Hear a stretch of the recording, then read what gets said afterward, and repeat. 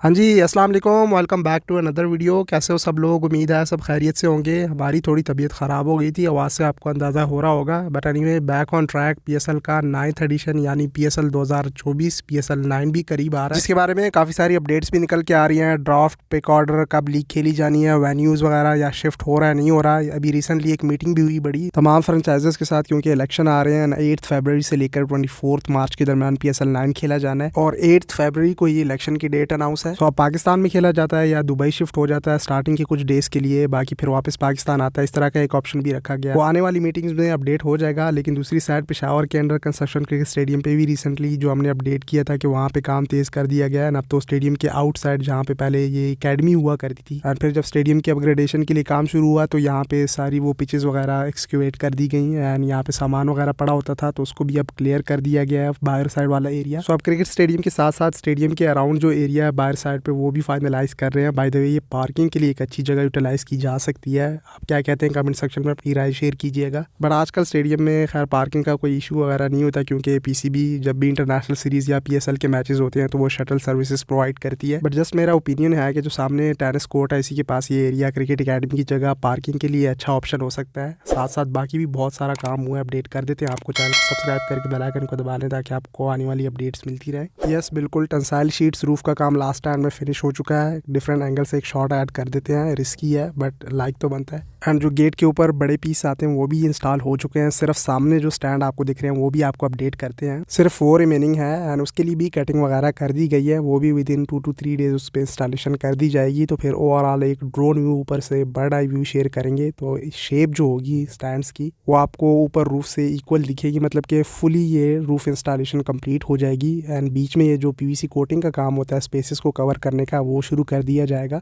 In short कहने का मकसद ये है कि अब आप कह सकते हैं कि जो रूफ इंस्टॉलेशन का काम था वो भी ऑलमोस्ट अब फिनिश हो गया है। एंड अब एलईडी लाइट्स की तरफ जाएंगे। बाहर साइड पे भी काम ये कर रहे हैं एंड आगे भी मैं आपको बहुत सी चीज़ें अपडेट कर देता हूँ। आप कंटिन्यू रखें वीडियो को। तो कुछ इस तरह से ये इन्होंने टेंसाइल रूफ का काम फिनिश किया है। अब इसकी सफाई वगैरह इनको प्रॉपर फाइनल करना बाकी है। जैसे पीवीसी कोटिंग का आपको मैंने कहा, बीच के स्पेसेस को कवर करना है एंड ये सारी चीज़ें क्लियर करना है। ये इनसाइड से व्यू देखें। यहाँ पे इलेक्ट्रिसिटी को एनर्जाइज करना, फिर screen on test, demo test जब देंगे जैसे हैदराबाद का किया था वो भी आपके साथ शेयर करेंगे। साथ साथ मज़ीद भी डिफरेंट सेक्शंस पे काम चल रहा है, जैसे हम साथ साथ कवर कर रहे हैं। जो ड्रेनेज सिस्टम के लिए ऊपर कवर की इंस्टॉलेशन है उसकी वेल्डिंग का काम भी साथ साथ हो रहा है।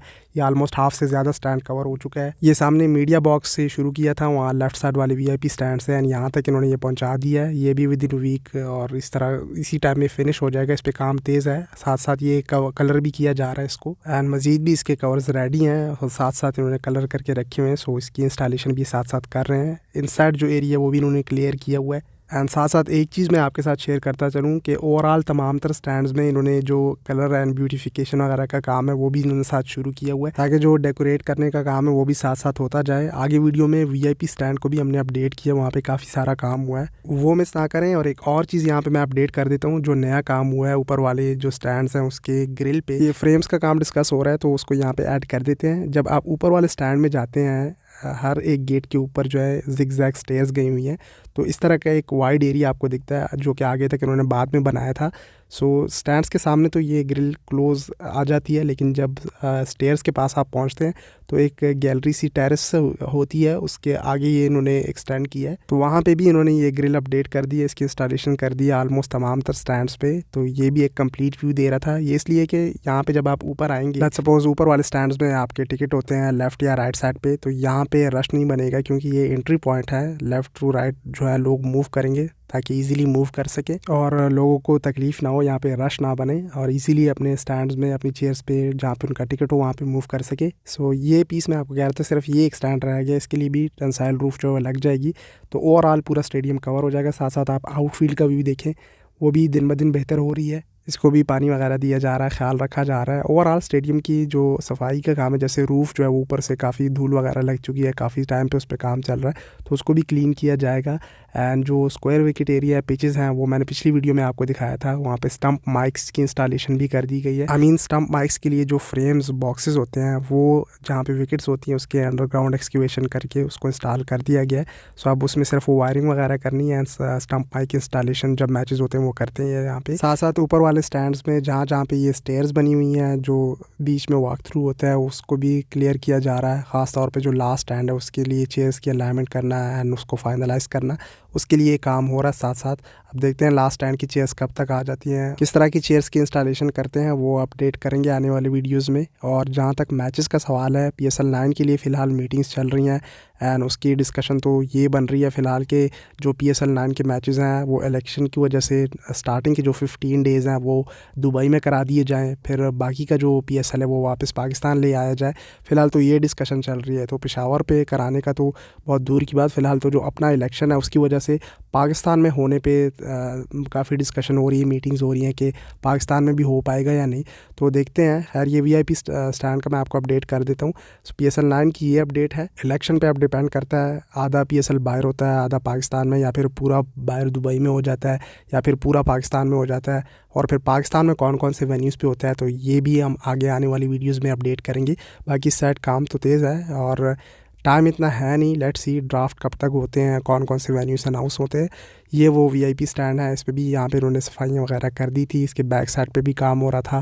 तो कहने का मकसद ये है कि स्टेडियम के डिफरेंट सेक्शंस पे एंड बाहर साइड पे स्टैंड में एंड इस तरह से इसकी सफाई का काम आउटफील्ड में एंड स्क्वायर विकेट एरिया जो पिचेस हैं उस पर, तो हर जगह पे इन्होंने काम शुरू किया हुआ है। बाहर क्रिकेट एकेडमी को भी बस ये फाइनलाइज़ कर रहे हैं, वो तो मैंने स्टार्ट में ही अपडेट कर दिया। सो देखते हैं आने वाले मंथ्स में ये कब तक फाइनलाइज़ हो जाता है। स्टेडियम में ख़ास तौर पे जो इलेक्ट्रिसिटी का इलेक्ट्रॉनिक का काम है वो थोड़ा गंभीर है, उसमें थोड़ा टाइम लग सकता है। बट वायरिंग वगैरह के लिए जो केबल ट्रेज़ हैं वो तो ऊपर LED लाइट्स के लिए बिछाई हुई हैं। बाकी स्क्रीन में भी वायरिंग वगैरह हो चुकी हैं। उसके जो पैनल्स हैं वो सारे इन्होंने एक साथ एक एज़ वन यूनिट इन्होंने स्क्रीन इंस्टॉलेशन तो कर दी है। दोनों screen 1, screen 2, electrical score board 1 and 2।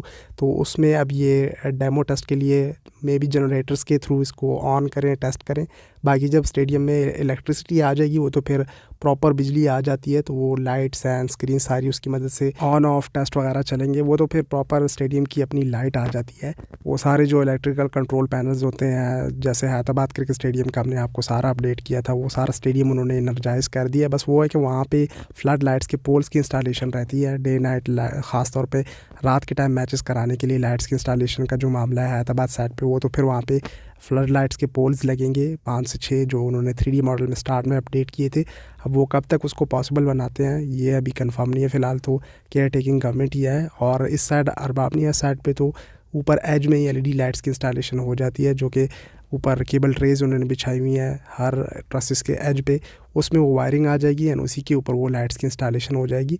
तो उससे वो रिंग ऑफ फायर की तरह जो लाइट्स हैं वो कवर हो जाएंगी। एंड क्या ही बात हो जाती है अगर पवेलियन के ऊपर भी ये रूफ़ ले आते, वैसे ही ले आते डिज़ाइन के लिए, या ऊपर एक स्टैंड बना ले पवेलियन के, उसके ऊपर फिर रूफ़ लगा दें तो पूरा एक कंप्लीट शेप बन जाएगा। ऐसे तो बहुत सी चीज़ें स्टेडियम में और भी मज़ीद बेहतर हो सकती थी, वो आप भी अक्सर कमेंट सेक्शन में कमेंट करते हैं, लेकिन ये एक बड़ा पॉइंट है। एंड पूरी आउटफील्ड पे वो लाइट्स पड़ती हैं। लेट्स सपोज अगर राइट साइड वाले स्टैंड्स में ऊपर एज पे LED लाइट्स इंस्टॉल हैं तो उसकी सारी लाइट सामने के स्टैंड्स में पड़ती है एंड इस साइड वाले की सामने वाले स्टैंड में पड़ती है। सो एक तरह से जो स्टैंड्स हैं उसके इनसाइड अंधेरा नहीं रहता। अक्सर PSL में आप नोट करते होंगे। बाकी लाहौर, कराची, पिंडी साइड पे एक और चीज़ भी अपडेट कर दूं, सामने बीच में आपको जो सेक्शन दिख रहा है जो ग्रिल लगी है, जब आप ऊपर से नीचे जाते हैं उसकी सपोर्ट के लिए यहाँ पे जो बीच में स्टेयर्स गई हुई है उसके ऊपर ये ग्रिल आएगी, उसके लिए भी काम हो रहा था। साथ साथ ये ऊपर वाले स्टैंड में हर सेक्शन के बीच में ग्रिल इंस्टॉलेशन के लिए भी काम कर रहे थे। बाकी कल यहाँ पे मोहम्मद रिजवान भी आए थे जिमखाना क्रिकेट ग्राउंड में प्रैक्टिस के लिए मेरे ख्याल से, और